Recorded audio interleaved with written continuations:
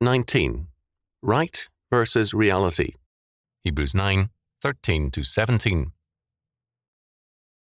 For if the blood of bulls and of goats, and the ashes of an heifer sprinkling the unclean sanctifieth to the purifying of the flesh, how much more shall the blood of Christ, who through the eternal Spirit offered himself without spot to God, purge your conscience from dead works to serve the living God? And for this cause he is the mediator of the New Testament, that by means of death, for the redemption of the transgressions that were under the first testament, they which are called might receive the promise of eternal inheritance.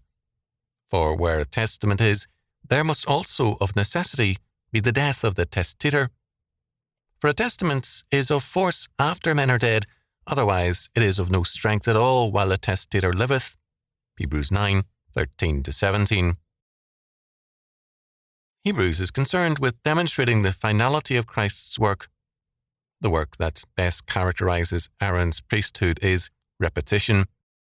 Over and over again, year after year, the sacrifice of atonement was made. The sanctuary had a required ritual in which repetition was inevitable because no full atonement was possible. However, much of the high priestly sacrifices were important in setting forth the meaning of atonement, and however closely the typical sacrifices tied the sacrificers to the coming one, they were not efficacious in any final sense. They awaited the true high priest and the true and final sacrifice who would make ultimate atonement. Repetition had to give way to the final and totally efficacious atonement. The Levitical high priest and his sacrifices were pale shadows of the reality to come.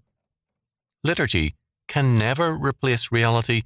It can foreshadow or represent it, but it is not itself the reality it represents. But men are often wedded to forms and shadows in preference to reality. They prefer the partial to the full reality because no room is then left for their own free activities. Men prefer the shadows of ritual to the living presence of God. In verses 13 and 14, we are told that the Levitical sacrifices had a partial validity, not in and of themselves, but as typifying that which was to come. The reference is to the yearly sacrifices of goats and bulls on the Day of Atonement, Leviticus 16, and to the sacrifice of the red heifer, Numbers 19. These gave the worshipper freedom to worship and to enter into communion with the covenant God. Jesus Christ offered himself as an unblemished sacrifice to God. His own eternal Spirit was fully involved in this sacrifice, whereby he purged our conscience, quote, from dead works to serve the living God, end quote. The reference to Christ's, quote, eternal Spirit, end quote, tells us that, from all eternity, the atonement was Christ's calling and purpose. This is why he is, quote, the mediator of the New Testament, verse 15. The atonement is not an afterthought, but is central to the being of God the Son. By his death, all who are called, quote, receive the promise of eternal inheritance, end quote. His death, his blood, effects a cleansing and a renewal in us. All the transgressions of God's elect people, quote, that were under the first testament, end quote, or covenant, are wiped out. Because this letter is to the Hebrews, this pointed reference to the people of that covenant, the Greek word means both testament and covenant, is to stress that all atonement with reference to the Old Testament era depends on Christ's atoning work. By the death of Christ, they, quote, receive the promise of eternal inheritance, end quote. The choice is theirs. The signs and types of the Old Testament ritual, or the reality in Christ. A testament requires, quote, the death of the testator, verse 16. When the testator dies, the inheritance then goes into effect.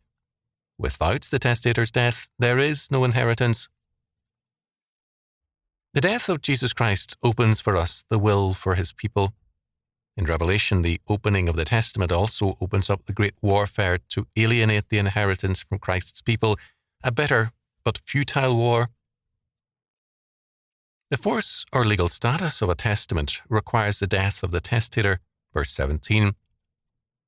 A will becomes effective when there is a death. Thus, for all the promises of God to men from Adam through the prophets, the will did not go into effect until Christ died. As Revelation makes clear, Revelation 5:1 following, the will is made and is also opened up by Jesus Christ. Although contested by all the powers of this world, it is finally put into force, and the great proclamation follows, quote, "The kingdoms of this world are become the kingdoms of our Lord and of his Christ, and he shall reign for ever and ever." Revelation 11:15. The crucified Christ makes the testament, and the resurrected Christ reigns triumphant with his people. We began by calling attention to the finality of Christ's work. This is a basic aspect of the gospel. There is nothing tentative about Christ's work. It is eternally efficacious. God's works are never problematical nor incomplete. In every area, his ways are total and perfect. His work of creation was, quote, "very good," end quote, Genesis 1:31. His predestination is total for, quote, "the very hairs of your head are all numbered," Matthew 10:30. What man does is tentative and partial, but not so with God. Hebrews, by here stressing the finality of Christ and of his atonement, cuts the ground out from under mediatorial groups, persons, and ministries. The Levitical priesthood could not compare with Jesus Christ. Similarly, the Church cannot arrogate to itself power restricted to the Redeemer King. At issue in Hebrews is the unwarranted claim by the temple and the synagogue to a mediatorial function between God and man.